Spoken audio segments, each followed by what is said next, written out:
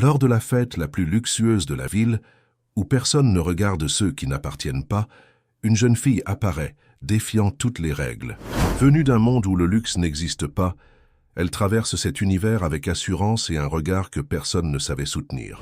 Devant un garçon solitaire coincé dans son fauteuil roulant, elle brise le silence des regards et lance une invitation qui change tout.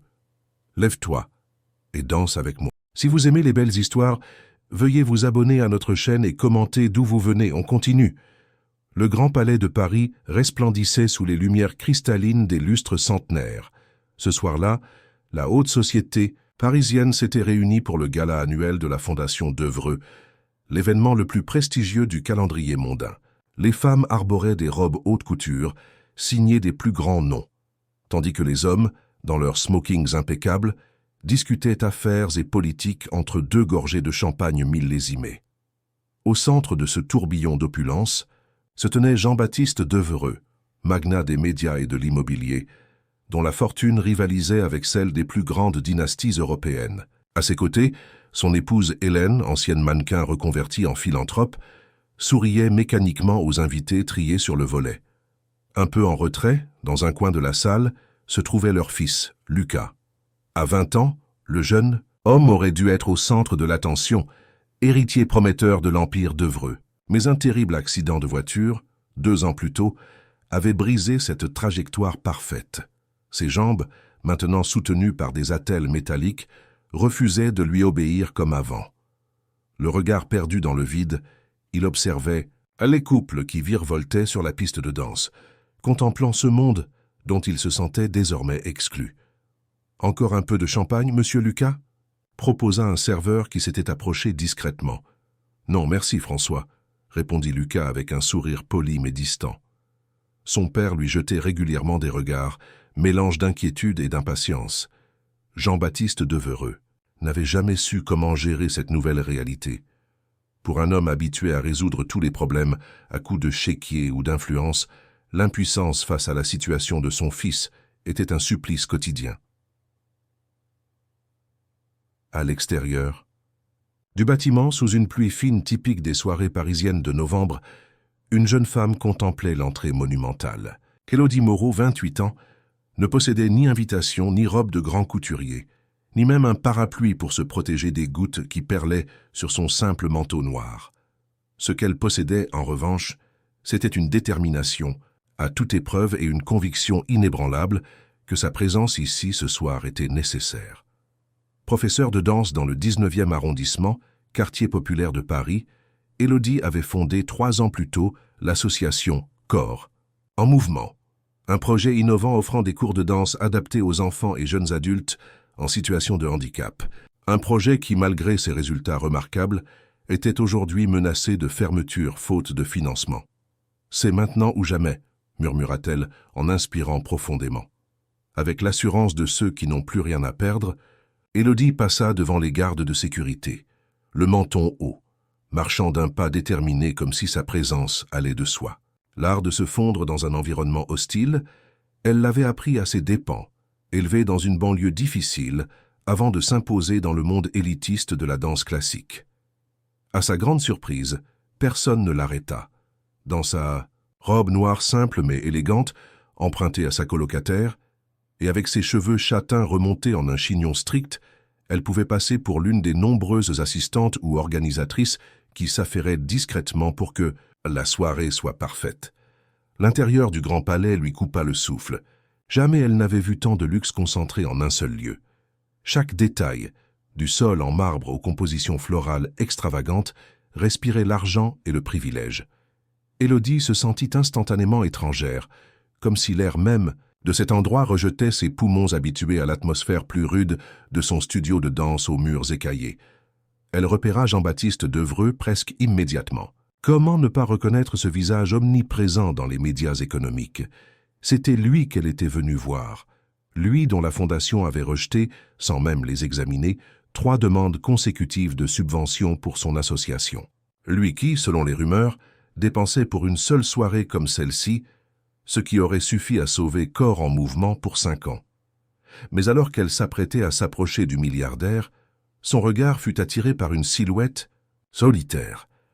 Un jeune homme, assis en marge de la fête, observait les danseurs avec une telle intensité, un tel mélange de désir et de résignation, qu'Élodie en fut bouleversée. Elle reconnut instantanément cette expression pour l'avoir vue des dizaines de fois sur le visage des jeunes qui franchissaient pour la première fois la porte de son studio. Sans réfléchir, elle changea de direction. Son intuition, cette boussole qui l'avait guidée toute sa vie, lui dictait que c'était vers ce jeune homme que son chemin devait la mener ce soir. Plus elle s'approchait, plus elle distinguait les détails. Les attelles métalliques qui encadraient ses jambes, la crispation de ses doigts sur la coudoir de sa chaise, la façon dont son regard suivait chaque mouvement des danseurs, comme un affamé devant un festin inaccessible. À quelques mètres de lui, Élodie s'arrêta, surprise par son propre élan. Que faisait-elle exactement? Son plan initial était de confronter Jean-Baptiste Devereux, de lui présenter son projet, de le forcer à voir ce qu'il rejetait sans considération, pas de s'intéresser à ce jeune homme, aussi touchant soit-il. C'est alors que quelque chose d'inattendu se produisit. Comme poussé par une force invisible, le jeune homme tenta de se lever. Son corps tremblait sous l'effort, ses mains agrippaient les accoudoirs avec une détermination farouche. Il y avait dans ce geste quelque chose de si courageux, de si désespéré, qu'Élodie sentit son cœur se serrer. Autour de lui, personne ne semblait remarquer ce combat silencieux. Les invités continuaient à rire, à boire, à danser, inconscients du drame qui se jouait à quelques pas d'eux. Ou peut-être choisissaient-ils délibérément de ne pas voir, par gêne ou par indifférence. Lorsque le jeune homme parvint enfin à se mettre debout, vacillant dangereusement sur ses jambes instables, il tendit la main vers la piste de danse. Un geste simple, universel. Une invitation. Mais personne ne la saisit. Les regards glissaient sur lui, l'ignoraient, creusaient encore davantage l'abîme de sa solitude. Sans hésiter une seconde de plus, Élodie traversa les derniers mètres qui les séparaient. Elle s'arrêta devant lui, plongea son regard dans le sien, un regard d'un bleu intense où la surprise se mêlait maintenant à la confusion, et dit d'une voix claire qui semblait suspendre tous les sons environnants « Levez-vous et dansez avec moi ». Le jeune homme la dévisagea, incrédule. « Pardon ? Levez-vous » répéta Élodie avec un sourire encourageant, « et dansez avec moi. Vous voyez bien que je ne peux pas » murmura-t-il, la voix étranglée par l'émotion. « Je ne vois rien de tel, » répondit-elle doucement. « Je vois quelqu'un qui vient de se lever malgré la difficulté. Je vois quelqu'un qui tend la main vers la danse. Je vois quelqu'un qui peut. » Un silence s'installa entre eux, chargé d'une intensité presque palpable. Autour d'eux, quelques invités commençaient à remarquer cette interaction inhabituelle, ces deux jeunes gens qui se regardaient comme s'ils étaient seuls au monde. « Je m'appelle Élodie, » dit-elle en lui tendant la main. Après un moment d'hésitation, il la prit. Sa paume était chaude, légèrement moite de nervosité. « Lucas, » répondit-il simplement. « Eh bien, Lucas, qu'attendons-nous » À cet instant précis, l'orchestre entama une valse lente, comme si le destin lui-même orchestrait cette rencontre. Élodie ne lâcha pas la main de Lucas, l'invitant silencieusement à faire ce premier pas qui semblait impossible. Et contre toute attente, Lucas fit ce pas, puis un autre. Ses jambes tremblaient violemment, les attelles grinçaient, mais il avançait. Vers la piste, vers elle, vers une possibilité qu'il croyait perdue à jamais. De l'autre côté de la salle, Jean-Baptiste Devereux venait de remarquer la scène. Son fils, son Lucas, qui n'avait pas mis les pieds sur une piste de danse depuis l'accident, s'avançait maintenant aux côtés d'une inconnue. Une inconnue qui n'avait visiblement pas sa place dans cette assemblée triée sur le volet.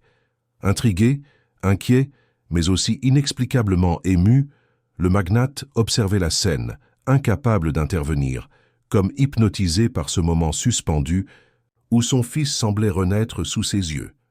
Le temps semblait s'être figé au Grand Palais. Alors que Lucas et Élodie atteignaient le bord de la piste de danse, un murmure parcourut l'assemblée. Les conversations s'éteignirent progressivement, remplacées par un silence curieux, presque gêné. Tous les regards convergeaient vers ce duo improbable, le fils Devereux et cette mystérieuse jeune femme que personne ne reconnaissait. La main d'Élodie, ferme mais douce, guidait Lucas sans le contraindre. Elle s'était placée face à lui, légèrement plus proche que ne l'exigeait l'étiquette de la valse traditionnelle, créant ainsi un espace intime où il pouvait se sentir en sécurité. « Je ne sais pas si je peux faire ça », murmura Lucas, la voix tremblante d'appréhension. « Vous le faites déjà », répondit simplement Élodie. « Et écoutez la musique, pas vos doutes. » Lentement, maladroitement, ils commencèrent à bouger. Ce n'était pas vraiment une danse au sens conventionnel. Lucas ne pouvait exécuter les pas complexes de la valse viennoise que jouait l'orchestre. Mais peu importait. Entre les mains d'Élodie, chaque mouvement, aussi limité fût-il, devenait une expression, une intention, une victoire. « Comment ?»« Faites-vous ça ?» demanda Lucas, les yeux brillants d'un mélange de douleur et d'émerveillement. « Faire quoi ? Me faire sentir que c'est possible ?» Élodie sourit. « Parce que ça l'est. La danse n'est pas dans les pieds, Lucas. Elle est dans l'intention, dans le cœur, dans la connexion. » Ils continuèrent à évoluer, créant leur propre rythme au sein de la musique. Parfois, Lucas grimaçait quand la douleur se faisait trop vive, mais jamais il ne s'arrêtait. Quelque chose s'était réveillé en lui, une détermination qui transcendait la souffrance physique. À quelques mètres de là, Jean-Baptiste Devreux observait la scène avec un mélange d'émotions contradictoires. L'inquiétude, bien sûr. Son fils pourrait-il supporter cet effort? Ne risquait-il pas d'aggraver son état, mais aussi, plus surprenant, une forme d'émerveillement? Pour la première fois depuis l'accident, il voyait sur le visage de Lucas autre chose que la résignation ou l'amertume. Une lueur qu'il avait cru éteinte à jamais. « Qui est cette fille ?» demanda-t-il à François, le maître d'hôtel qui supervisait le service ce soir-là. « Je ne sais pas, monsieur. Elle ne figure pas sur la liste des invités. »« Une intruse, donc, » murmura Jean-Baptiste, mais sans la colère qu'on aurait pu attendre. Comment être en colère contre celle qui venait d'accomplir ce miracle?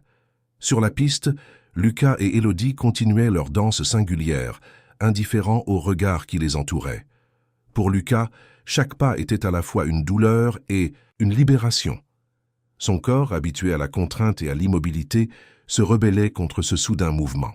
Mais son esprit, lui, s'envolait. « C'est la première fois que je danse depuis... » commença-t-il. « Alors profitez-en », l'interrompit doucement Élodie. « Le passé et l'avenir n'existent pas sur une piste de danse, juste le présent. »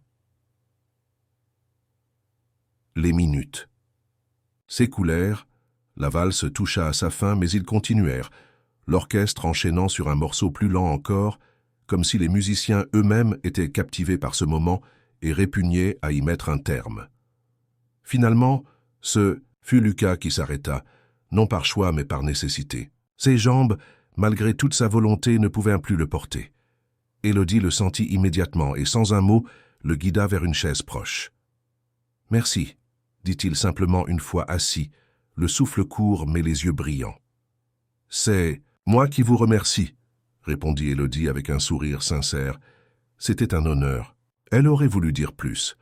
Expliquer pourquoi cette danse improvisée signifiait tant pour elle aussi, comment chaque jour dans son studio, elle vivait des moments similaires avec ses élèves. Mais elle sentait que ce n'était ni le lieu, ni le moment. La mission qui l'avait amenée ici, rencontrer Jean-Baptiste Devreux, plaider pour son association, lui revint soudain en mémoire. « Je dois y aller maintenant », dit-elle en pressant légèrement la main de Lucas. « Prenez soin de vous. Attendez. » Lucas retint sa main. « Vous ne m'avez pas dit qui vous étiez, ni pourquoi. Pourquoi je vous ai invité à danser ?» Élodie sourit. « Parce que vous le vouliez plus que tous ceux qui dansaient déjà. » « Sûr. » Ces mots. Elle se détourna et commença à s'éloigner, consciente que sa présence ici devenait de plus en plus remarquée et pas forcément de manière positive.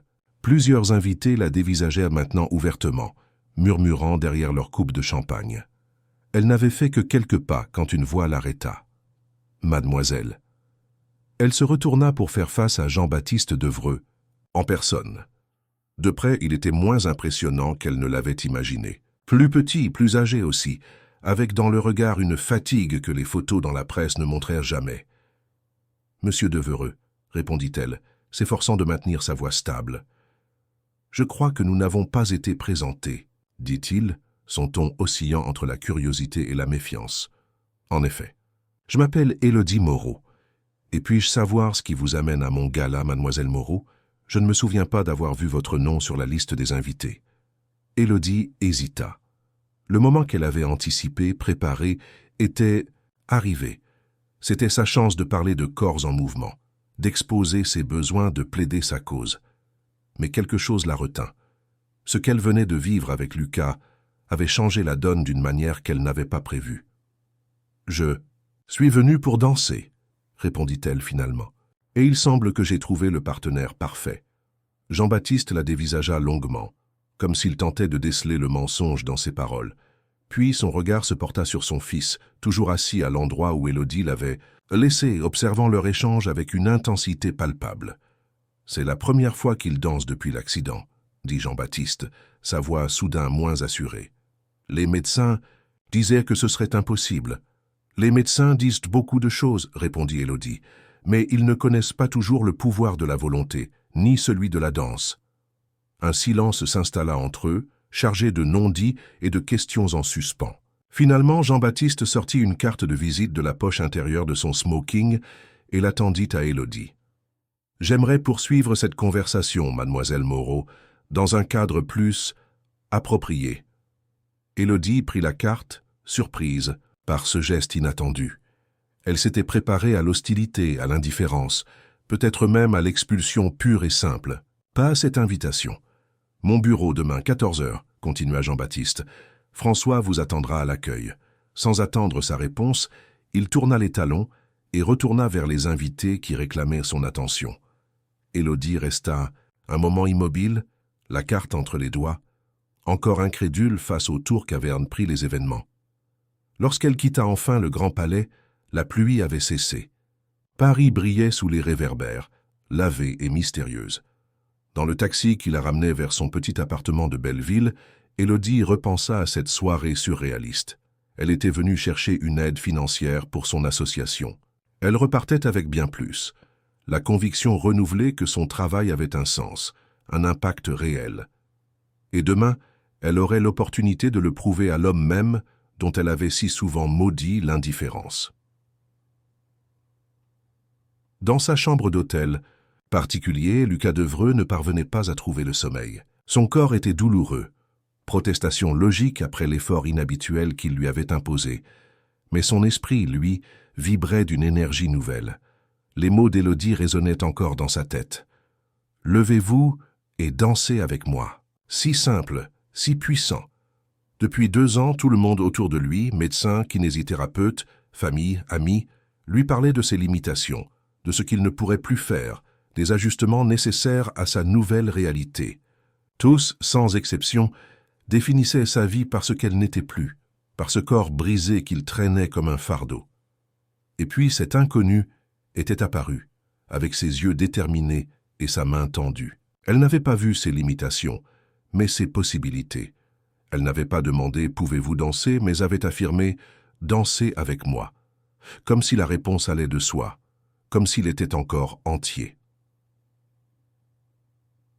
Pour la première fois depuis l'accident, Lucas s'endormit non pas hanté par ce qu'il avait perdu, mais animé par ce qu'il pourrait peut-être, contre toute attente, retrouver. Le siège des entreprises Devreux s'élevait tel un monolithe de verre et d'acier dans le quartier de la Défense. 14 étages de pouvoir, d'influence et de décision qui façonnaient le paysage médiatique et immobilier français. Élodie contempla l'édifice depuis le parvis, intimidée malgré elle par cette manifestation architecturale d'une réussite qui semblait inaccessible à quelqu'un comme elle. « Mademoiselle Moreau ?» La voix de François, le maître d'hôtel qu'elle avait remarqué au gala, l'attira de sa contemplation. « Monsieur Devreux vous attend. » Élodie le suivit à travers un dédale de couloirs aseptisés où des employés en costume s'affairaient dans un silence presque religieux. Son tailleur noir, emprunté à une amie pour l'occasion, lui donnait l'impression d'être déguisée, comme si elle jouait un rôle dans une pièce dont elle ne maîtrisait pas le script. Lorsque les portes du bureau de Jean-Baptiste Devreux s'ouvrirent enfin, Élodie fut surprise par l'espace qui s'offrait à elle. Contrairement au luxe ostentatoire qu'elle avait anticipé, la pièce était d'une sobriété presque monacale, des lignes épurées, du bois clair, de grandes baies vitrées, offrant une vue panoramique sur Paris. Aucun tableau, aucun trophée, aucune des marques habituelles de l'ego des puissants. Jean-Baptiste Devreux se leva pour l'accueillir. Dans la lumière naturelle qui inondait le bureau, il paraissait plus humain que la veille, les traits tirés par ce qui semblait être une fatigue chronique. « Mademoiselle Moreau, je vous remercie d'avoir accepté mon invitation. » Il lui indiqua un fauteuil face à son bureau. « Je vous en prie, asseyez-vous. » Élodie obtempéra, s'efforçant de maintenir une posture droite et confiante, malgré la nervosité qui lui nouait l'estomac. « Je vais être direct, » commença Jean-Baptiste, sans préambule. « J'ai fait quelques recherches sur vous depuis hier soir. » Élodie sentit son cœur s'accélérer. Bien sûr qu'il avait fait des recherches. Un homme dans sa position disposait probablement de ressources illimitées pour obtenir des informations. « Et qu'avez-vous découvert » demanda-t-elle, s'efforçant de garder une voix stable. « Que vous êtes une danseuse formée à l'Opéra de Paris, que vous avez abandonné une carrière prometteuse pour fonder une association appelée Corps en Mouvement, dans le 19e arrondissement. Une association qui propose des cours de danse à des jeunes en situation de handicap. » Il marqua une pause, la regardant intensément. « Une association qui a soumis 3 demandes de subvention à ma fondation, toutes rejetées. » Élodie hocha lentement la tête. « C'est exact. Et c'est pour cela que vous vous êtes introduite à mon gala hier soir, pour plaider votre cause directement. » La franchise de la question l'a pris au dépourvu. Elle aurait pu mentir, prétendre que sa rencontre avec Lucas était fortuite, mais quelque chose dans le regard de Jean-Baptiste, peut-être cette fatigue, cette vulnérabilité inattendue, l'encouragea à la vérité. « Oui, » admit-elle. « Au départ, c'était mon intention. Notre financement actuel s'arrête dans 3 mois, et sans un nouveau soutien, Corps en Mouvement devra fermer ses portes. Vos rejets successifs, sans même un examen approfondi de notre dossier, m'ont poussé à cette approche non conventionnelle. » Jean-Baptiste l'observa un long moment sans parler, comme s'il évaluait sa sincérité. « Et mon fils ?» demanda-t-il finalement. « Était-il aussi part de votre stratégie ?» Cette fois, Élodie n'hésita pas. « Non, je ne savais même pas que Lucas était votre fils quand je l'ai approché. J'ai simplement vu quelqu'un qui voulait danser mais n'osait pas. C'est ce que je fais tous les jours dans mon studio. Je vois le désir au-delà des limitations. » Un silence s'installa, lourd de non-dits et d'émotions contenues. Jean-Baptiste se leva et se dirigea vers la baie vitrée, contemplant la ville qui s'étendait à ses pieds. « 2 ans, dit-il doucement, presque pour lui-même. 2 ans que les meilleurs spécialistes me disent que Lucas ne dansera plus jamais. 2 ans de traitements coûteux, de thérapies innovantes, d'équipements de pointe. Et puis vous arrivez sans invitation, sans diplôme médical, sans technologie révolutionnaire, et vous accomplissez en quelques minutes ce que toute ma fortune n'a pas pu acheter. » Il se retourna vers elle, une lueur nouvelle dans le regard. « Comment ?» Élodie prit son temps pour répondre, consciente de l'importance de ce moment. « La médecine traite le corps, monsieur Devreux. Elle répare, elle soulage, elle améliore. C'est essentiel. Mais elle oublie parfois que nous ne sommes pas que des corps. La danse, telle que je l'enseigne, s'adresse à la personne entière, corps, esprit, émotion. Elle ne cherche pas à réparer, mais à célébrer ce qui est possible ici et maintenant. » Elle hésita puis continua. « Hier soir, je n'ai pas demandé à Lucas s'il pouvait danser. Je lui ai proposé de danser avec moi. La nuance peut sembler subtile, mais elle fait toute la différence. » Jean-Baptiste retourna s'asseoir, semblant absorber ses paroles. « J'ai une proposition à vous faire, mademoiselle Moreau, » dit-il finalement. « Je souhaite engager vos services en tant qu'accompagnatrice thérapeutique pour Lucas. Un contrat privé, généreusement rémunéré. Vous travailleriez exclusivement avec lui, ici, dans nos installations. » Élodie sentit une vague de déception l'envahir. Pas pour la proposition en elle-même, qui était probablement sincère, mais pour ce qu'elle révélait. Jean-Baptiste Devreux n'avait rien compris à ce qu'elle venait d'expliquer. « Je suis désolée, mais je dois refuser, » répondit-elle calmement. Jean-Baptiste cligna des yeux, visiblement surpris. Le refus n'était pas une réponse qu'il entendait souvent. « Puis-je savoir pourquoi ? Les conditions financières sont négociables, bien entendu. »« Ce n'est pas une question d'argent, » répondit Élodie. « Ce que j'ai fait hier avec Lucas, ce n'était pas une thérapie individuelle que l'on peut acheter et isoler. C'était l'expression de toute une philosophie, d'une approche que je développe avec mon association. » Elle se pencha légèrement, en avant, animée par une passion évidente. « À Corps en Mouvement, nous ne travaillons pas sur les individus, mais avec une communauté. Les jeunes progressent ensemble, s'inspirent mutuellement, se soutiennent. Lucas ne bénéficierait pas pleinement de cette approche s'il était isolé dans une bulle dorée. Jean-Baptiste fronça les sourcils. « Vous suggérez que mon fils devrait fréquenter votre association dans le 19e arrondissement ?» Le ton légèrement condescendant n'échappa pas à Élodie, mais elle choisit de l'ignorer. « Je suggère que votre fils pourrait bénéficier d'un environnement où il n'est pas défini par ce qu'il ne peut pas faire, mais célébré pour ce qu'il peut faire. Un environnement où il n'est pas le fils Devreux handicapé, mais simplement Lucas, avec ses propres défis et ses propres victoires. » Elle sortit de son sac une carte de visite simple, aux couleurs vives de son association, et la posa sur le bureau. « Nous avons des séances tous, les mardis et jeudis après-midi. Si Lucas souhaite se venir, il sera accueilli comme n'importe quel autre participant. » Jean-Baptiste prit la carte, l'examinant comme s'il s'agissait d'un objet étrange et potentiellement dangereux. « Et votre association, qu'en est-il de son financement ?»« Ce sont deux choses distinctes, » répondit fermement Élodie. « Si Lucas vient à Corps en Mouvement, ce doit être parce qu'il le désire, pas comme partie d'une transaction financière. Quant à notre demande de subvention, elle reste sur votre bureau, attendant d'être évaluée selon ses propres mérites. » Elle se leva, signifiant que l'entretien était, de son point de vue, terminé. « Merci pour votre temps, monsieur Devreux, et pour l'opportunité de m'exprimer directement, même si les circonstances étaient inhabituelles. » Jean-Baptiste se leva à son tour, son visage illisible. « Vous êtes une femme étonnante, mademoiselle Moreau. Peu de personnes osent me dire non. »« Ce n'est pas à vous que je dis non, » précisa Élodie. « C'est à une vision de la danse et de la guérison que je crois limitée. » Un sourire fugace traversa le visage de Jean-Baptiste. « François vous raccompagnera, » dit-il simplement.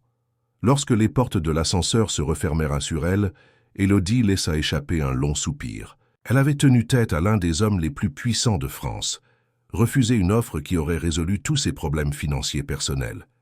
Était-ce de la folie ou de la fidélité à ses principes?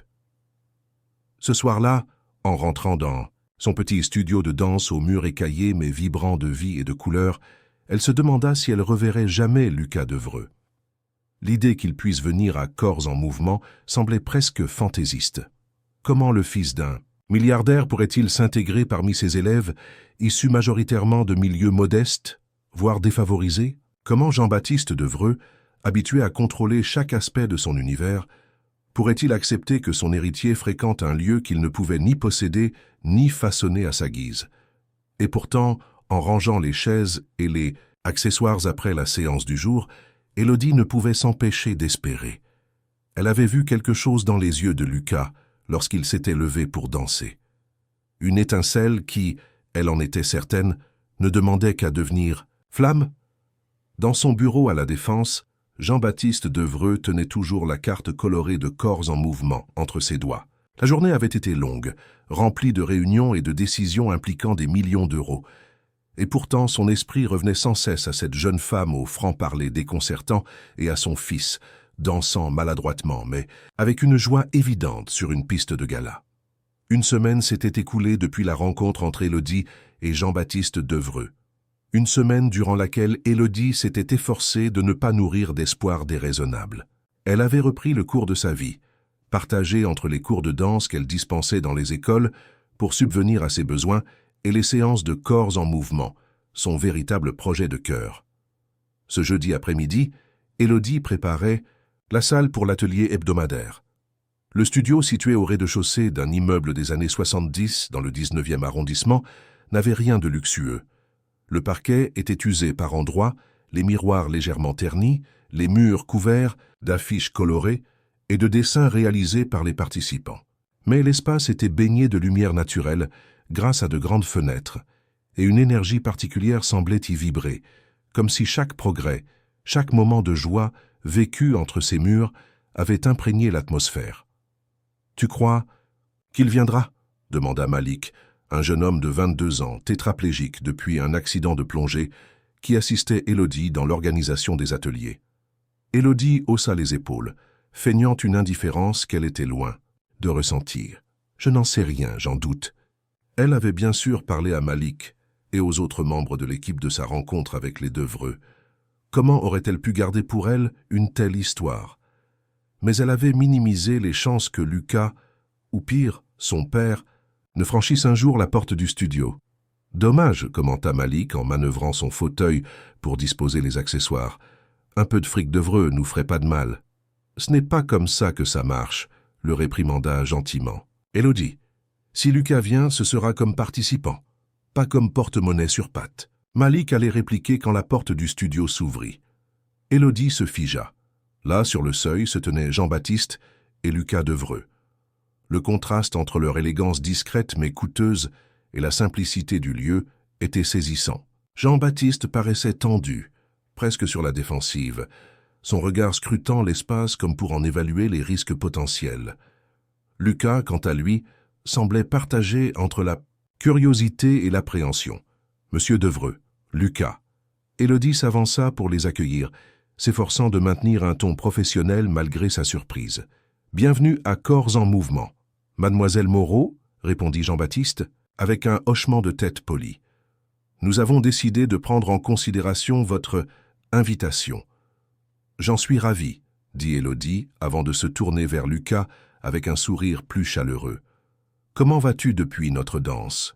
Lucas sembla surpris par cette familiarité spontanée, mais un léger sourire apparut sur son visage. « Les médecins m'ont passé un savon. Apparemment, je n'étais pas prêt pour ce niveau d'effort physique. » « Et ils avaient raison, » intervint Jean-Baptiste, la tension perceptible dans sa voix. « Les radiographies ont montré une inflammation au niveau de... »« Papa, » l'interrompit doucement Lucas. « On en a déjà parlé. » Élodie observa cet échange avec intérêt. Il y avait dans la dynamique entre le père et le fils quelque chose de complexe, un mélange d'amour profond et de frustration accumulée. « Viens, » dit-elle à Lucas, choisissant d'ignorer momentanément la présence intimidante de Jean-Baptiste.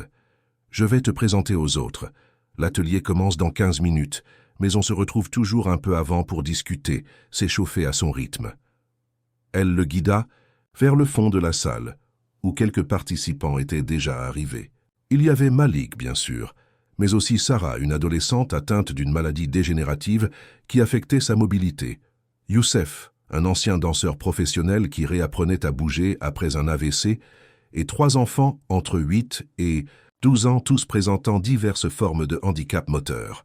« Tout le monde, je vous présente Lucas », annonça simplement Élodie. « C'est sa première séance avec nous. » Elle fut immédiatement frappée par la normalité avec laquelle les participants accueillirent Lucas. Pas de regards appuyés sur ses attelles, pas de curiosité malsaine sur les circonstances de son accident, pas de traitement spécial parce qu'il était un d'Evreux. Juste des salutations chaleureuses et quelques conseils pratiques sur le fonctionnement des ateliers. Jean-Baptiste, resté en retrait près de l'entrée, observait la scène avec une expression indéchiffrable. Élodie s'approcha de lui. « Vous êtes le bienvenu pour observer la séance, monsieur d'Evreux, » dit-elle. « Mais je dois vous prévenir, nous encourageons l'autonomie ici. Lucas doit pouvoir faire ses propres expériences, prendre ses propres décisions. » Jean-Baptiste sembla sur le point de protester, mais se ravisa. « Je comprends, je resterai discret. » La séance commença par un cercle, où chacun partageait brièvement son état du jour. Pas seulement physique, mais aussi émotionnel, mental. Lucas, d'abord réticent, finit par admettre qu'il se sentait anxieux, mais curieux. Puis vinrent des exercices d'échauffement adaptés, chacun explorant sa propre mobilité sans jugement ni comparaison. « Il n'y a pas de bien ou de mal dans le mouvement », expliquait Élodie, alors que le groupe explorait différentes façons de se déplacer dans l'espace. « Il y a seulement votre mouvement, unique, précieux, vivant. » Jean-Baptiste, assis sur une chaise près de la porte, observait avec une fascination croissante. Ce qu'il voyait défiait toutes ses attentes. Aucune des séances de rééducation auxquelles Lucas avait participé ne ressemblait à cela. Ici, le handicap n'était ni nié ni surmonté. Il était simplement intégré dans une expression plus large de l'être. À un moment, Élodie proposa un exercice en binôme. Sans hésitation, Malik s'approcha de Lucas. Partant pour un duo, « Le nouveau ?» demanda-t-il avec un sourire en coin. Lucas jeta un regard incertain vers son père, puis vers Élodie, qui l'encouragea d'un signe de tête. « D'accord, » accepta-t-il, « mais je ne sais pas. »« Personne ne sait, » l'interrompit Malik en riant. C'est tout l'intérêt. Les duos se formèrent explorant des mouvements en miroir, des portées adaptées, des contacts improvisés. Malik guidait Lucas avec une expertise née de sa propre expérience, l'encourageant à explorer des mouvements qu'il n'aurait jamais cru possibles avec ses limitations. Jean-Baptiste assistait à tout cela dans un état proche de la stupeur. Son fils, son Lucas, riait, transpirait, essayait, échouait parfois, recommençait, vivait tout simplement d'une manière qu'il n'avait plus vue depuis l'accident. La fin de la séance arriva trop vite. Alors que les participants se préparaient à partir échangeant des impressions et des au revoir chaleureux, Jean-Baptiste s'approcha d'Élodie. « Puis-je vous parler en privé ?» demanda-t-il. Élodie acquiesça, intriguée par le changement perceptible dans son attitude. Plus de cette tension défensive, plus de ce regard évaluateur, juste une ouverture, une vulnérabilité qu'elle n'aurait jamais soupçonnée chez cet homme. Ils se retirèrent dans le minuscule bureau attenant au studio, pendant que Lucas continuait à discuter avec Malik et les autres. « J'ai remarqué quelque chose », commença Jean-Baptiste sans préambule. « Les méthodes que vous utilisez, elles ne sont pas que de simples exercices, n'est-ce pas? Il y a une recherche derrière tout ça. » Élodie sourit, surprise par cette observation perspicace. En effet, notre approche est basée sur les travaux de la docteure Claire Valmont, une neuroscientifique spécialisée dans la plasticité cérébrale et la réadaptation motrice. Elle a démontré que l'autonomie dans l'exploration du mouvement, combinée à un environnement collectif soutenant, peut déclencher des mécanismes neuraux de récupération que les approches conventionnelles ne sollicitent pas. Jean-Baptiste fronça les sourcils. Claire Valmont, j'ai déjà entendu ce nom. C'est possible. Elle dirige un laboratoire de recherche à l'Université Paris Diderot. Elle collabore étroitement avec Corps en Mouvement depuis nos débuts, utilisant nos ateliers comme terrain d'études pratiques pour ses théories. Et ces théories, elles sont validées scientifiquement? Plusieurs de ces articles ont été publiés dans des revues prestigieuses, confirma Élodie. En fait, les données recueillies ici, avec le consentement de nos participants, bien sûr, ont contribué à faire avancer la compréhension de la neuroplasticité post-traumatique. Jean-Baptiste resta silencieux un moment, semblant assimiler ces informations. Les dossiers de subvention que vous avez soumis à ma fondation, ils mentionnaient tout cela? Élodie hocha la tête. En détail, avec les publications scientifiques en annexe. Un éclair de compréhension puis de honte traversa le visage de Jean-Baptiste. « Je dois admettre que je n'ai jamais personnellement examiné ces dossiers, » avoua-t-il. « Ils ont été traités par mon équipe de conseillers qui ont dû les juger trop atypiques pour mériter mon attention. » Élodie aurait pu ressentir de la colère face à cet aveu, mais elle n'éprouvait qu'une forme de soulagement. Enfin, les choses étaient claires. « Vous comprenez maintenant pourquoi je ne pouvais pas accepter votre offre d'un traitement privé pour Lucas ?» demanda-t-elle doucement. « Ce que nous faisons ici n'est pas seulement une méthode qu'on peut isoler et reproduire en dehors de son contexte. C'est un écosystème complet où chaque participant contribue à la progression de tous. » Jean-Baptiste regarda par la porte entr'ouverte du bureau. Lucas était toujours là, écoutant avec attention Malik qui lui montrait quelque chose sur son téléphone, leurs têtes proches, comme deux amis de longue date partageant un secret. « Oui, » murmura-t-il, « je commence à comprendre. » Quand ils quittèrent finalement le studio, le soleil commençait à décliner, baignant les rues du 19e arrondissement d'une lumière dorée qui transformait même les façades les plus modestes en tableaux chaleureux. Lucas, fatigué mais visiblement satisfait, marchait aux côtés de son père vers la voiture avec chauffeur qui les attendait. « Alors ?» demanda Jean-Baptiste après un moment de silence. « Qu'en as-tu pensé ?» Lucas prit son temps pour répondre, comme s'il cherchait les mots justes pour décrire une expérience pour laquelle son vocabulaire habituel se révélait insuffisant. « C'était différent, » dit-il finalement. « Pas comme les séances de kiné ou les autres thérapies. Là-bas, on essaye toujours de me faire redevenir comme avant. Ici, c'est plutôt comment être moi maintenant. » Jean-Baptiste hocha lentement la tête, intégrant cette distinction subtile mais fondamentale. « Tu voudrais y retourner ?»« Oui, » répondit Lucas sans hésitation. « Mardi prochain, et jeudi aussi. » Pour la première fois depuis longtemps, Jean-Baptiste vit dans les yeux de son fils autre chose que de la résignation ou de l'amertume, une lueur d'anticipation, d'espoir. La même lueur qu'il avait entrevue fugacement lors de cette danse improbable au Grand Palais. « Alors nous reviendrons », promit-il. Les semaines suivantes virent Lucas s'intégrer progressivement au groupe de corps en mouvement. D'abord timide et réservé, il s'ouvrait peu à peu, encouragé par l'atmosphère bienveillante du studio et l'approche sans jugement d'Élodie. Jean-Baptiste, fidèle à sa promesse, l'accompagnait à chaque séance, observant de loin, s'efforçant de ne pas interférer malgré son instinct protecteur. Ce mardi de novembre, particulièrement froid et gris, marquait la 6e séance de Lucas.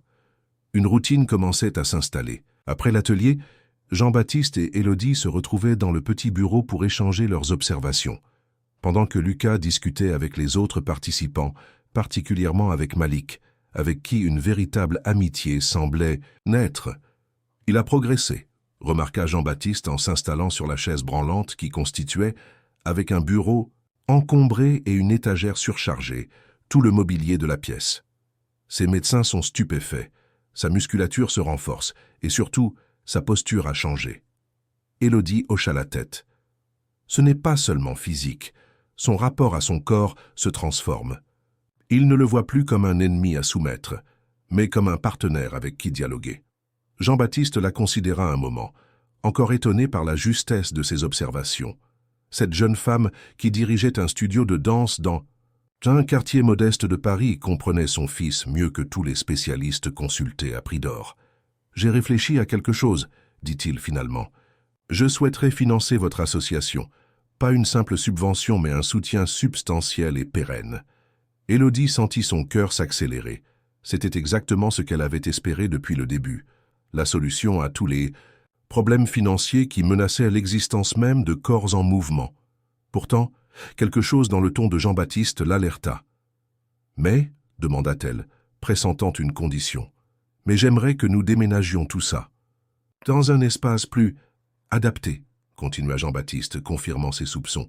J'ai repéré un magnifique bâtiment dans le 16e arrondissement, proche du domicile de Lucas. 3 fois plus grand que ce studio, avec des équipements de pointe, une accessibilité parfaite. » Élodie sentit une vague de déception l'envahir. « Vous n'avez toujours pas compris, n'est-ce pas ?» Jean-Baptiste parut décontenancé. « Je vous offre une opportunité en or, des locaux prestigieux, un financement garanti, la possibilité d'accueillir plus de participants dans de meilleurs sites. Conditions. Qu'y a-t-il à comprendre de plus ? Que corps en mouvement n'est pas qu'un concept qu'on peut transplanter à volonté, répondit Élodie, s'efforçant de contenir sa frustration. C'est aussi un lieu ancré dans un quartier, une communauté. Nos participants viennent majoritairement des environs des familles qui n'ont pas les moyens de traverser Paris pour des activités extrascolaires. On pourrait organiser des navettes, proposa Jean-Baptiste avec l'assurance de celui pour qui l'argent résout tous les problèmes. Ce n'est pas qu'une question de transport, insista Élodie. C'est une question d'appartenance, d'identité. Ce studio avec ses imperfections, son histoire, son ancrage dans ce quartier, tout cela fait partie de ce que nous sommes. Elle se leva parcourant l'étroit bureau de long en large, cherchant les mots justes pour faire comprendre à cet homme habitué à remodeler le monde selon ses désirs, pourquoi certaines choses ne pouvaient être achetées ou déplacées sans perdre leur essence. « Avez-vous remarqué comment Lucas se comporte ici ?» demanda-t-elle finalement. « Comment il se détend progressivement, comment il s'ouvre aux autres. C'est parce qu'ici il n'est pas le fils d'Evreux, il est juste Lucas, un Lucas qui peut être maladroit, vulnérable, imparfait, sans que cela n'entache une réputation. Ou un héritage. » Jean-Baptiste fronça les sourcils. « Vous insinuez que dans le 16e, entouré de... » « Je n'insinue rien, » l'interrompit doucement Élodie. « Je constate simplement que parfois, ce sont précisément les imperfections d'un lieu qui créent sa magie, les fissures par lesquelles la lumière peut entrer, comme dirait le poète. » Un silence s'installa entre eux, chargé de tension mais aussi d'une forme de respect mutuel qui s'était développée au fil de leurs échanges.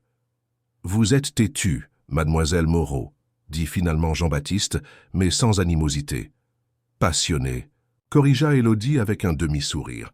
« Et profondément convaincu de la valeur de ce que nous construisons ici, exactement comme il est. » Jean-Baptiste soupira, passant une main sur son visage fatigué. « Très bien. Discutons d'autres options alors. Comment puis-je soutenir corps en mouvement sans en altérer l'âme ?» Cette conversation fut interrompue par l'arrivée impromptue de Lucas, le visage rayonnant d'excitation. « Papa, Élodie, Malik vient de me montrer une vidéo incroyable. Des danseurs en fauteuil qui font des trucs. Vous devriez voir ça. » Jean-Baptiste et Élodie échangèrent un regard, leurs différends momentanément mis de côté face à l'enthousiasme de Lucas. « Montre-nous », encouragea Élodie. Ce soir-là, alors qu'Élodie fermait le studio après le départ des Devreux, elle reçut un message sur son téléphone. Une notification de virement bancaire, une somme qui lui coupa le souffle, accompagnée d'une simple note. « Pour corps en mouvement, sans condition, nous discuterons des détails. JBD. » Elle s'assit sur l'une des chaises du studio, contemplant l'écran de son téléphone avec un mélange d'incrédulité et de gratitude.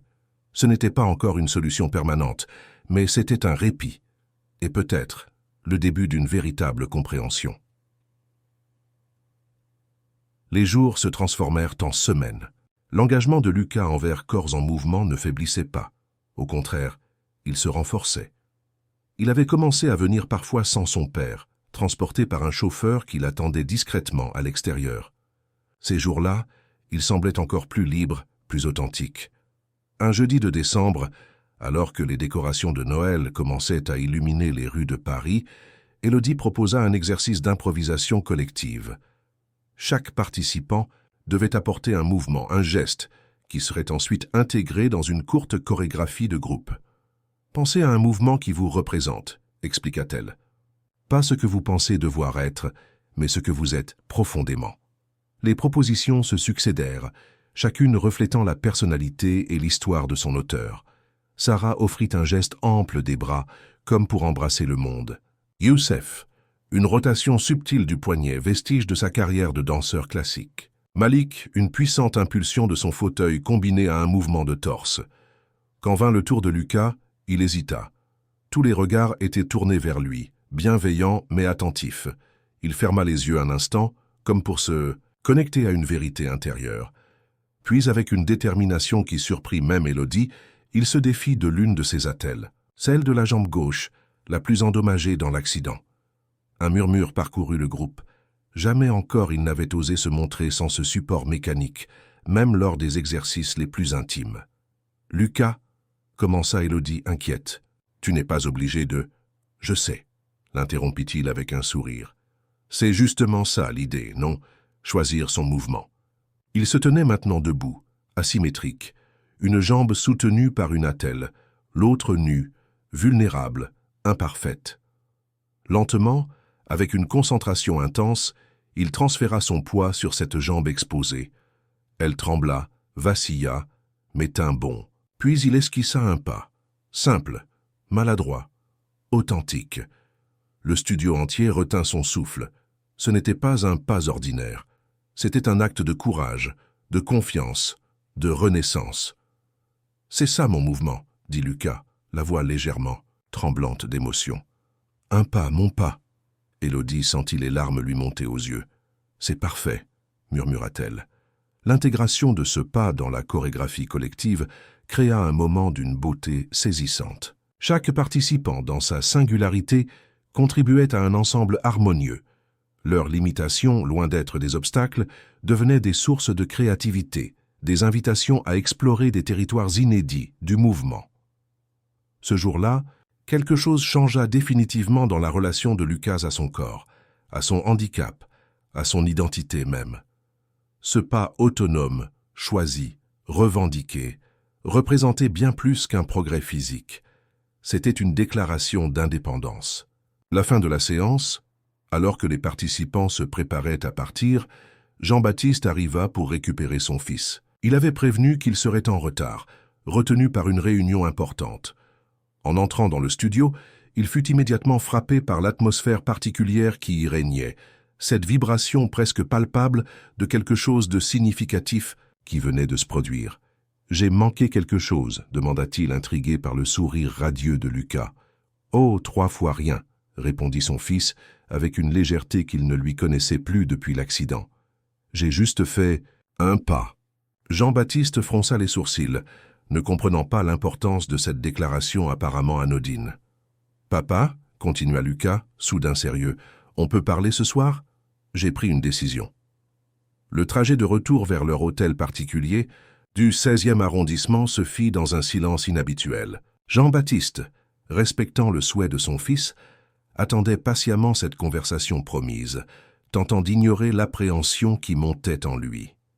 Ce n'est qu'une fois dans le salon privé de Lucas, loin des oreilles du personnel, que la discussion commença vraiment. « Je veux m'impliquer davantage dans Corps en mouvement », annonça Lucas sans préambule. « Pas seulement comme participant, mais comme, je ne sais pas, assistant peut-être. Élodie a mentionné qu'il manquait de bénévoles pour les séances avec les plus jeunes. » Jean-Baptiste l'observa attentivement, surpris par cette demande, mais aussi par l'assurance nouvelle avec laquelle elle était formulée. « Tu es sûr d'être prêt pour ça ?» demanda-t-il, s'efforçant de ne pas paraître trop protecteur. « C'est une responsabilité importante et physiquement exigeante. »« C'est justement pour ça que je veux le faire, » répondit Lucas avec une conviction tranquille. « Pour me prouver que je peux être utile, que je peux donner, pas seulement recevoir. Ces enfants, ils me voient différemment, papa. Pas comme le pauvre Lucas ou l'héritier de Vereux, mais comme quelqu'un qui comprend ce qu'ils vivent, qui peut peut-être les aider. » Jean-Baptiste sentit une émotion inattendue lui serrer la gorge. Son fils, son Lucas, parlait avec une maturité et une clarté qui le surprenaient. L'accident avait volé son insouciance, certes, mais peut-être avait-il forgé en lui quelque chose de plus précieux encore. Une profondeur, une empathie, une sagesse. « Si c'est vraiment ce que tu veux, dit-il finalement, je te soutiendrai. Mais à une condition. » Lucas leva un sourcil interrogateur. « Que tu me promettes de me dire si ça devient trop. Aucune honte à reconnaître ses limites, d'accord ?»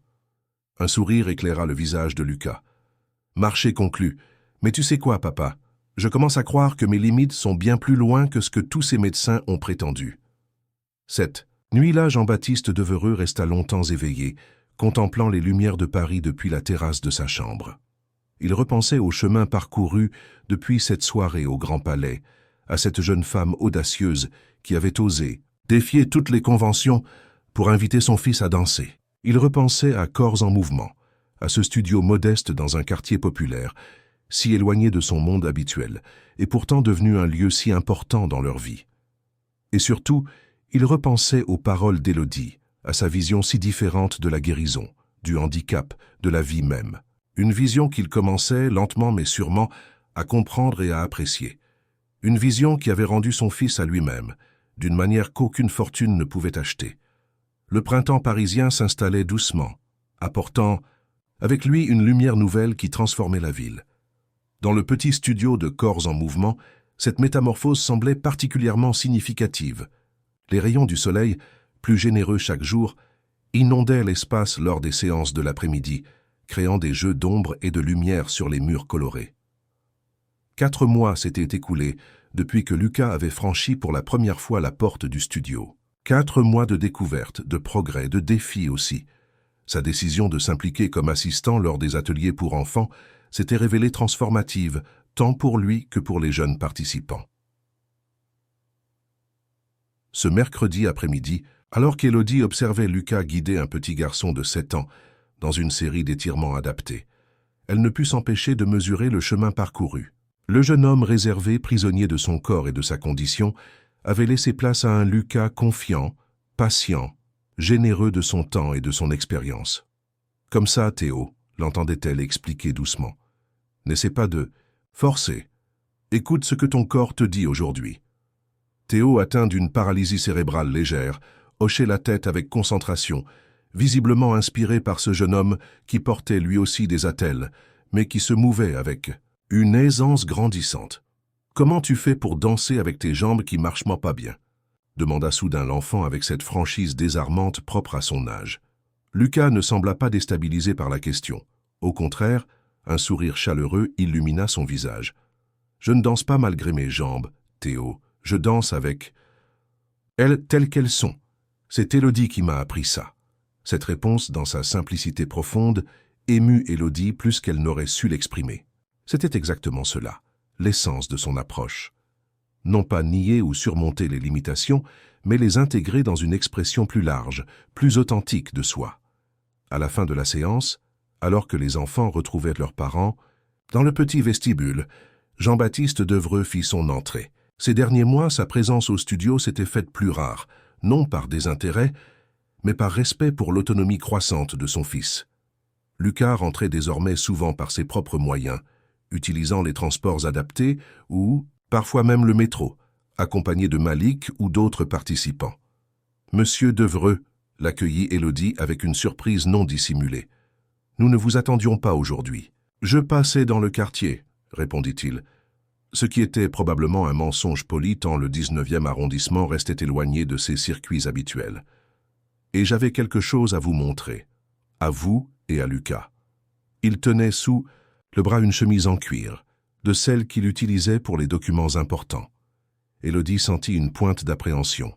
Leur discussion sur le financement pérenne de l'association avait progressé ces derniers mois, mais toujours avec cette tension sous-jacente. Jean-Baptiste souhaitait toujours transformer Corps en Mouvement en quelque chose de plus grand, de plus moderne, tandis qu'Élodie s'accrochait à l'identité originelle du projet. « Pouvons-nous en discuter dans votre bureau ?» demanda-t-il. Lucas, qui avait terminé de ranger le matériel, les rejoignit, intrigué par l'arrivée inattendue de son père. « Tout va bien, papa ?»« Parfaitement bien, » assura Jean-Baptiste avec une expression indéchiffrable. « J'ai simplement une proposition à faire à Élodie, et j'aimerais ton avis aussi. » Le minuscule bureau semblait encore plus exigu avec 3 personnes à l'intérieur. Jean-Baptiste sortit de sa chemise plusieurs documents qu'il étala sur le bureau encombré. « Voici les plans d'un bâtiment, » commença-t-il, situé à seulement 2 rues d'ici. Un ancien atelier industriel reconverti avec 3 niveaux, entièrement accessible. Il appartient à l'une de mes sociétés immobilières. Élodie se pencha sur les plans, le cœur battant. Le bâtiment était magnifique, avec de grandes fenêtres, des espaces ouverts, tout ce dont elle avait pu rêver pour Corps en Mouvement. « Je ne comprends pas, » dit-elle finalement. « Vous proposez que nous déménagions là-bas ?»« Pas exactement, » répondit Jean-Baptiste. « Je propose que nous créions là-bas un centre dédié aux arts du mouvement et à la recherche sur la neuroplasticité appliquée à la rééducation par la danse. Un centre dont la direction serait partagée entre vous et la docteure Valmont. » Élodie cligna des yeux, abasourdie. La docteure Claire Valmont, la neuroscientifique qui collaborait occasionnellement avec Corps en Mouvement, était une sommité, dans son domaine, constamment freinée dans ses recherches par des contraintes budgétaires et logistiques. « Ce serait un établissement complémentaire, » continua Jean-Baptiste. « Pas un remplacement. Corps en Mouvement conserverait ce studio, son identité, son ancrage local.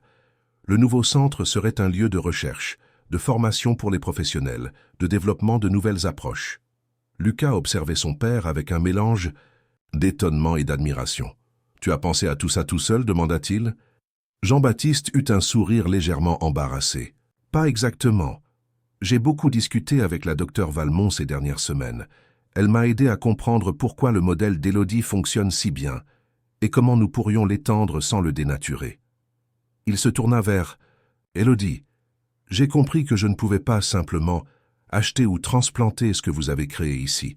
Sa valeur réside précisément dans son authenticité, son échelle humaine. Mais je peux contribuer à ce que cette approche bénéficie à davantage de personnes, tout en approfondissant sa base scientifique. » Élodie sentait l'émotion lui serrer la gorge.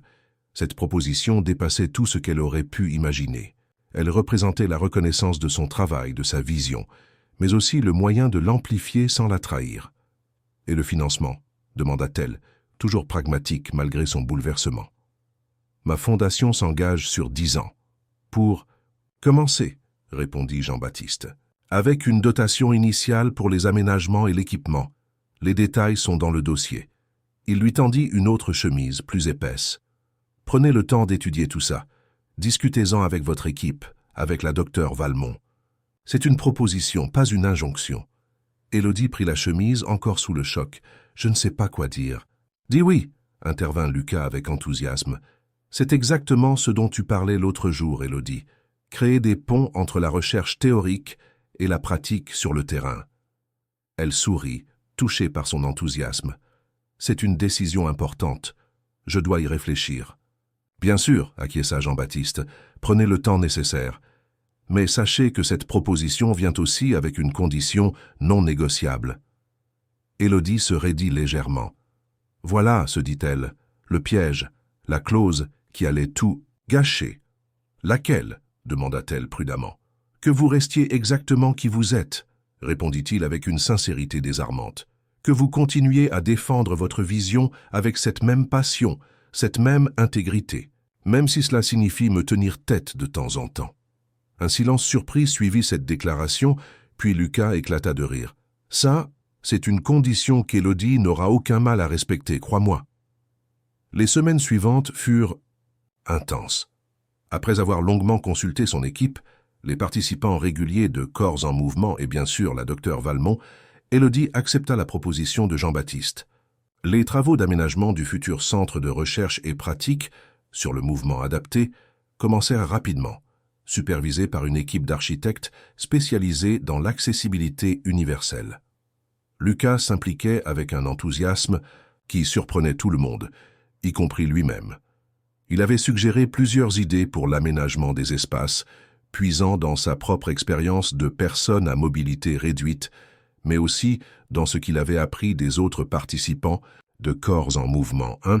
Mardi matin de mai, alors que le chantier battait son plein, Lucas demanda à visiter les lieux avec Élodie. La structure du bâtiment était en place. Les grandes lignes des futurs espaces se dessinèrent déjà. Salle de pratique, baignée de lumière naturelle, laboratoire d'analyse du mouvement équipé des technologies les plus avancées, espace de réunion et de formation. « C'est incroyable », murmura Lucas en parcourant ce qui serait bientôt la salle principale. Dire que tout ça a commencé par une danse impromptue dans une soirée mondaine. Élodie sourit tout aussi émerveillée par ce tour inattendu des événements. La vie a parfois des chemins surprenants. « Tu sais, dit Lucas après un moment de silence contemplatif, j'ai décidé de quelque chose pour l'inauguration. »« Ah oui, je veux danser, sans attelle. » Élodie le regarda, stupéfaite. « Lucas, c'est... Tu es sûr? T'es médecin?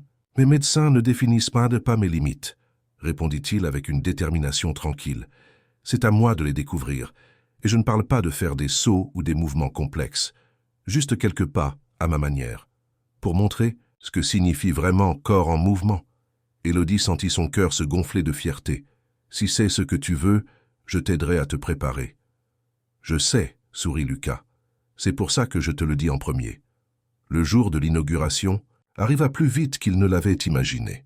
Fin juin, sous un soleil radieux, le centre ouvrait officiellement ses portes.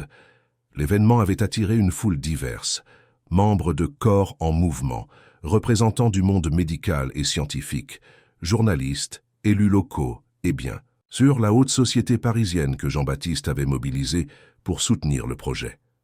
Dans une salle adjacente transformée en vestiaire improvisé, Lucas se préparait pour son moment.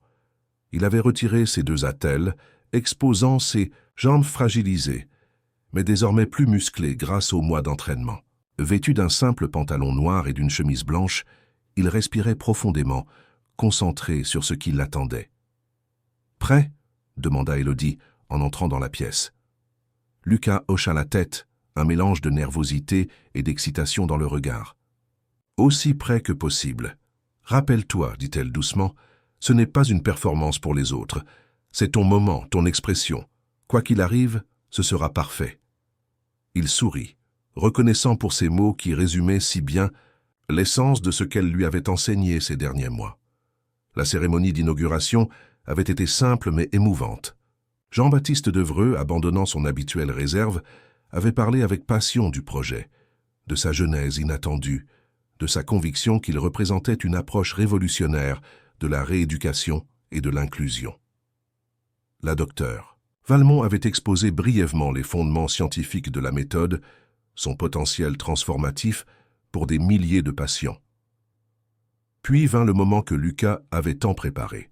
La grande salle principale s'était tue. Tous les regards tournés vers le jeune homme qui se tenait au centre, seul, sans support mécanique pour la première fois en public depuis l'accident. La musique commença, douce et minimaliste. 1, Simple piano, choisi par Lucas lui-même. Il ferma les yeux un instant, se connectant à cette mélodie, à cet espace, à ce moment suspendu. Puis il fit un pas autonome, fragile, mais déterminé. Le public retint collectivement son souffle. Jean-Baptiste, au premier rang, sentit les larmes lui monter aux yeux. Lucas ne dansait pas au sens conventionnel du terme. Il se déplaçait lentement, avec une conscience aiguë de chaque mouvement, de chaque transfert de poids. Ses gestes étaient limités, parfois maladroits, mais empreints d'une intention si pure, si authentique, qu'ils transcendaient toute notion traditionnelle de perfection technique. Ce n'était pas une démonstration de virtuosité physique, mais quelque chose de bien plus profond, l'affirmation d'une présence au monde, d'une reconquête de soi. Lorsqu'il s'immobilisa finalement, le silence qui suivit était chargé d'une émotion presque palpable. Puis les applaudissements éclatèrent. Intenses, libérateurs, des visages humides de larmes, des sourires éblouis, des regards changés à jamais. Jean-Baptiste se fraya un chemin jusqu'à son fils et, dans un geste rare d'affection publique, l'étreignit avec force. « Je suis fier. »« De toi, » murmura-t-il à son oreille. « Plus fier que je ne pourrais jamais l'exprimer. » Lucas lui rendit son étreinte, puis chercha Élodie du regard. Elle se tenait un peu en retrait, les yeux brillants, un sourire paisible aux lèvres. Il lui adressa un signe de tête, un remerciement, silencieux mais profond pour tout ce qu'elle lui avait offert. Non pas seulement la possibilité de se mouvoir différemment, mais celle de se reconnecter à lui-même, de redéfinir son rapport au monde. Plus tard, alors que la réception battait son plein, Élodie observait avec une joie tranquille ce lieu dont elle n'aurait jamais osé rêver quelques mois plus tôt. Un espace où science et art se rencontraient, où théorie et pratique dialoguaient, où le handicap n'était plus perçu comme une limitation à surmonter, mais comme une invitation à explorer des voies nouvelles. 1 an s'était écoulé depuis l'inauguration du centre de recherche et pratique sur le mouvement adapté. 1 an de découvertes, de défis, de moments de doute aussi, mais surtout de victoires, petites et grandes, qui confirmaient jour après jour la justesse de la vision qui avait présidé à sa création. En ce matin de juillet particulièrement lumineux, Élodie traversait les différents espaces du centre, savourant le calme qui précédait l'effervescence quotidienne. Le bâtiment était désormais pleinement fonctionnel, chaque détail pensé pour allier accessibilité, esthétique et fonctionnalité. Les grandes fenêtres laissaient entrer la lumière dorée de l'été, créant des motifs mouvants sur les sols en bois clair. Demain marquerait le premier anniversaire du centre, célébré par une journée portes ouvertes, suivie d'un spectacle préparé par les participants de Corps en Mouvement et les chercheurs associés au projet. Une façon de montrer concrètement comment recherche scientifique et expression artistique pouvaient se nourrir mutuellement. Élodie sourit en pensant au chemin parcouru. Le petit studio originel de Corps en Mouvement existait toujours, fidèle à son identité et à sa mission première. Mais il s'inscrivait désormais dans un écosystème plus large, enrichi par les ressources et l'expertise du centre. Contrairement à ses craintes initiales, l'âme du projet n'avait pas été diluée par cette expansion. Elle s'était au contraire approfondie, nuancée, épanouie. Déjà au travail, la voix de Lucas la tira de ses réflexions. Elle se retourna pour lui sourire. « J'aime ces moments tranquilles avant que tout le monde n'arrive. Et toi, qu'est-ce qui t'amène si tôt ?» Lucas avançait vers elle d'un pas assuré. Il utilisait encore une attelle légère à la jambe gauche, mais avait abandonné celle de droite plusieurs mois auparavant. Sa démarche, autrefois hésitante et douloureuse, s'était transformée en un mouvement fluide, presque dansant dans sa conscience de chaque transfert de poids, de chaque appui. « J'ai eu une idée pour demain, » répondit-il en la rejoignant. « Je voulais t'en parler avant la réunion. »« Général !» À 23 ans, Lucas Devreux n'était plus le jeune homme brisé qu'Élodie avait rencontré cette fameuse nuit au Grand Palais. Son visage s'était ouvert, comme si la reconnexion à son corps avait libéré son expression même. Il avait repris des études en neuropsychologie cette fois, combinant cours théoriques et implication au centre, où il coanimait désormais certains ateliers. « Je t'écoute, » dit Élodie, intriguée par l'éclat particulier dans son regard. « Je pensais à quelque chose de symbolique pour clôturer le spectacle, » commença Lucas. Une danse collective où chaque participant apporterait un mouvement, comme dans l'exercice que tu nous avais proposé il y a 1 an et demi. Tu te souviens? Élodie hocha la tête. Comment aurait-elle pu oublier? C'était ce jour-là que Lucas avait fait son premier pas véritablement autonome, ce geste qui avait marqué un tournant dans son parcours. Mais cette fois, continua-t-il, j'aimerais qu'on invite aussi le public à participer, pas seulement à regarder mais à rejoindre la danse à leur manière, pour montrer que ce que nous construisons ici n'est pas séparé du monde, mais profondément connecté à lui. Élodie sourit, touchée par cette proposition qui résumait si bien l'essence de leur démarche. Briser les barrières, non seulement entre corps différents, mais aussi entre performeurs et spectateurs, entre experts et novices, entre ceux qui peuvent et ceux qui ne peuvent pas. C'est une idée magnifique, approuva-t-elle. Exactement dans l'esprit de ce que nous célébrons. Ils discutèrent encore quelques minutes des aspects pratiques de cette proposition, puis furent rejoints progressivement par les autres membres de l'équipe qui arrivaient pour la journée de préparation. Parmi eux se trouvait Jean-Baptiste Devreux. À 60 ans passés, le magnate des médias avait légèrement ralenti ses activités professionnelles pour s'investir plus directement dans le centre, qu'il présidait avec une passion qui avait surpris beaucoup de ses associés. Cet homme, autrefois connu pour sa froideur et son pragmatisme impitoyable, révélait désormais une facette plus humaine, plus engagée. « Bonjour vous deux », les salua-t-il en entrant dans la salle principale. « Tout est prêt pour demain ?»« Presque », répondit Élodie. « Lucas vient de me proposer une idée excellente pour la conclusion du spectacle. » Tandis que Lucas expliquait son concept, Élodie observait le père et le fils avec une émotion discrète. Leur relation s'était profondément transformée ces 2 dernières années. La dynamique de contrôle et de protection excessive avait cédé la place à un respect mutuel, à une reconnaissance des forces et des vulnérabilités de chacun. Jean-Baptiste avait appris à voir son fils non plus comme un projet à gérer ou un héritier à façonner, mais comme une personne autonome dont le parcours, différent de celui qu'il avait imaginé, n'en était pas moins précieux. La matinée se poursuivit dans une atmosphère à la fois concentrée et joyeuse. Chacun avait ses responsabilités pour préparer l'événement du lendemain. Finaliser les chorégraphies, installer les équipements techniques, coordonner l'accueil du public et des invités spéciaux, dont plusieurs ministres et personnalités, du monde médical et culturel. En début d'après-midi, Élodie se rendit à l'ancien studio de Corps en Mouvement où devait avoir lieu une dernière répétition avec les plus jeunes participants.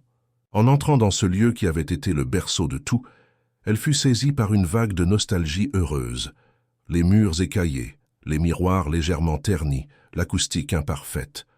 Tout cela faisait partie de l'histoire, de l'authenticité du projet.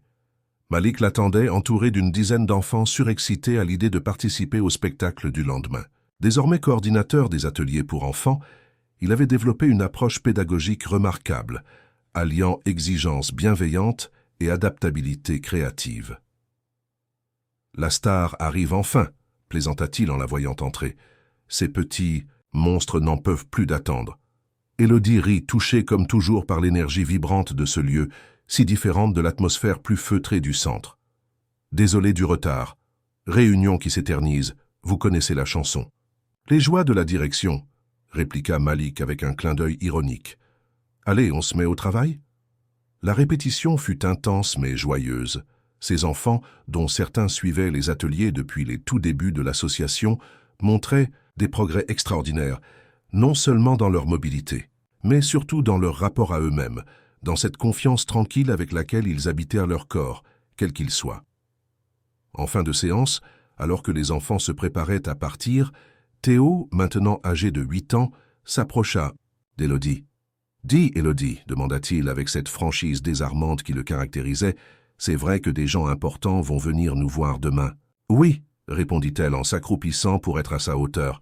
« Des ministres, des médecins célèbres, des journalistes, et ils vont nous regarder danser, même si on danse pas comme dans les spectacles à la télé. » Élodie sourit, touchée par cette question qui révélait les insécurités persistantes, même chez ces enfants habitués à l'approche inclusive de corps en mouvement.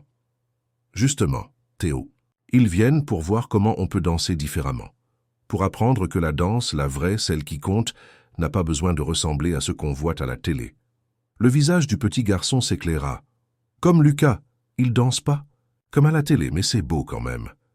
Exactement comme Lucas, confirma Élodie, émue par cette comparaison spontanée qui en disait long sur l'impact du jeune Devreux auprès des enfants du programme. Ce soir-là, après une journée bien remplie, Élodie, Lucas et Jean-Baptiste se retrouvèrent dans le petit café adjacent au centre. C'était devenu une habitude pour eux, ces moments informels où ils discutaient de l'évolution du projet, des défis rencontrés, des victoires à célébrer. « J'ai une nouvelle », annonça Jean-Baptiste après qu'ils eurent commandé.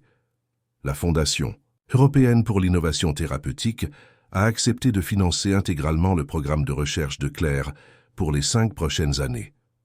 Élodie laissa échapper une exclamation de joie. La docteure Valmont travaillait depuis des mois sur un projet ambitieux visant à documenter scientifiquement les effets neurologiques de l'approche développée au centre. Cette reconnaissance internationale représentait une validation précieuse de leur démarche. « C'est merveilleux !» s'exclama-t-elle. « Claire doit être aux anges. »« Elle l'est !» confirma Jean-Baptiste avec un sourire satisfait. « Elle m'a demandé de vous transmettre ses excuses pour son absence demain. Elle est retenue à Bruxelles pour finaliser les détails. Du financement. » Lucas semblait pensif, tournant lentement son verre entre ses doigts. « Tu sais, papa, parfois je me demande si tu réalises vraiment ce que tu as créé ici. » Jean-Baptiste haussa un sourcil surpris. « Ce que j'ai créé ? Je crois que le mérite revient principalement à Élodie et à son équipe. Je n'ai fait que fournir les moyens. »« Non, » insista doucement Lucas. « Tu as fait bien plus que ça, tu as eu le courage de reconnaître la valeur de quelque chose qui sortait complètement de ton cadre de référence. Tu as accepté de ne pas tout contrôler, de faire confiance. Pour quelqu'un comme toi, c'était peut-être le pas le plus difficile à faire. » 1. Silence s'installa chargé d'émotion. Jean-Baptiste contempla son fils avec une expression où la fierté se mêlait à une forme d'humilité nouvellement acquise. « Tu as probablement raison, » admit-il finalement. « Mais ce pas, je ne l'aurais jamais fait sans cette étrange soirée au Grand Palais, sans cette jeune femme intrépide qui a osé défier toutes les conventions pour inviter mon fils à danser. » Son regard se tourna vers Élodie, empreint d'une gratitude profonde. « Parfois, il faut qu'une personne courageuse vous tende la main et vous dise simplement « Levez-vous et dansez avec moi ». Élodie sentit son cœur se serrer en entendant ces mots, écho de ceux qu'elle avait prononcés cette nuit-là, sans savoir qu'ils allaient changer tant de vies, y compris la sienne. Le sunset, jour de la célébration, arriva, baigné d'une lumière estivale parfaite. Dès le matin, le centre et le studio originel de Corps en mouvement s'animèrent d'une effervescence joyeuse. Visiteurs, familles, professionnels, curieux, tous venaient découvrir ou redécouvrir ce lieu unique où science et art, théorie et pratique, corps différents et aspirations communes, se rencontrèrent dans une danse perpétuelle d'apprentissage mutuel. Le spectacle de l'après-midi fut un moment d'une beauté saisissante. Chaque participant, du plus jeune enfant au danseur professionnel invité, du chercheur en blouse blanche à l'amateur enthousiaste, apportait sa pierre à cet édifice mouvant, cette célébration des possibles qui ne niait pas les limitations, mais les intégrait dans une expression plus large, plus riche, plus authentique. Puis vint le moment final imaginé par Lucas. Sur scène, tous les participants formèrent un grand cercle ouvert, invitation silencieuse au public à les rejoindre. D'abord hésitants, puis de plus en plus nombreux, les spectateurs se levèrent, s'avancèrent, entrèrent dans la danse. Ministres et enfants, médecins célèbres et parents anxieux, journalistes et simples curieux. Tous se retrouvèrent, pris dans cette chorégraphie improvisée où chacun apportait son mouvement, quel qu'il soit. Une femme âgée, se déplaçant avec une canne, créait des motifs au sol d'une précision touchante. Un homme en costume 3 pièces s'autorisait un déhanché joyeux. Une petite fille sautillait autour de son frère en fauteuil roulant, créant avec lui une danse à 2 niveaux d'une harmonie parfaite. Au centre de ce tourbillon humain, Lucas et Élodie échangèrent un regard chargé de complicité et d'émotion. Sans avoir besoin de mots, il s'avère qu'ils vivaient l'un de ces moments rares où une vision devient réalité, où une utopie prend chair, où l'impossible d'hier devient le possible d'aujourd'hui.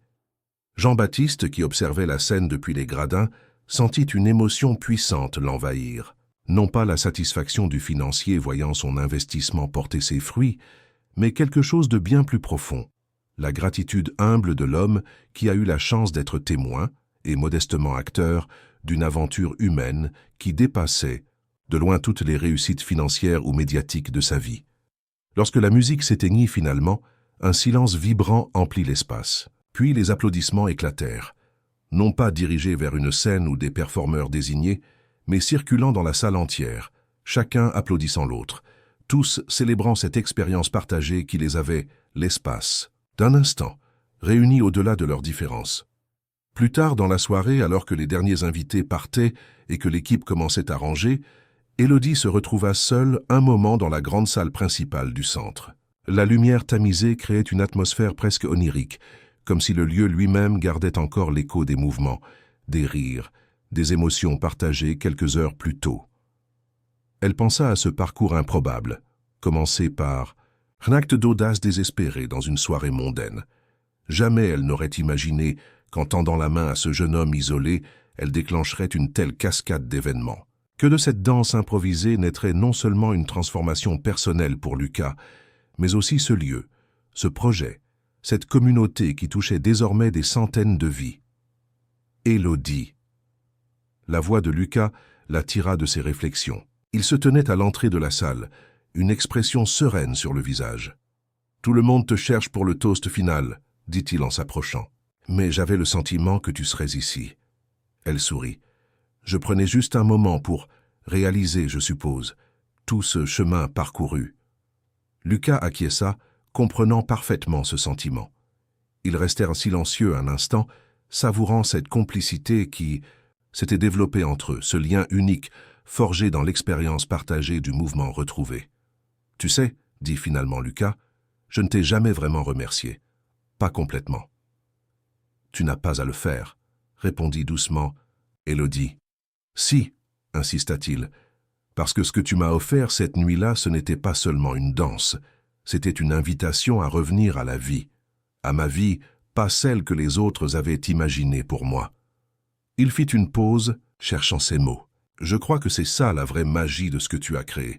Tu ne répares pas les gens, tu les invites à se redécouvrir, à habiter pleinement qui ils sont. » Émue, Élodie ne put que hocher la tête, les mots lui manquant soudain. « Allez, » dit Lucas en lui tendant la main, dans un écho délibéré à leur première rencontre. « Levons-nous et dansons ensemble.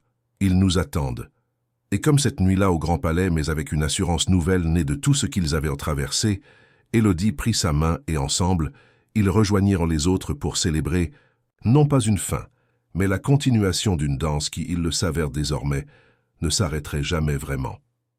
Car certains mouvements, une fois initiés, continuent de se propager bien au-delà de ceux qui les ont commencés, touchant des vies, transformant des réalités, ouvrant des possibles que nul n'aurait osé imaginer. Fin de l'histoire. Chers auditeurs, nous espérons que l'histoire d'Élodie et Lucas vous a touché profondément. Pour continuer ce voyage émotionnel, nous avons préparé une playlist spéciale avec des récits tout aussi captivants. Retrouvez-la en cliquant sur le lien à votre gauche. Si cette histoire vous a plu, n'oubliez pas de vous abonner à notre chaîne et de laisser un j'aime à cette vidéo.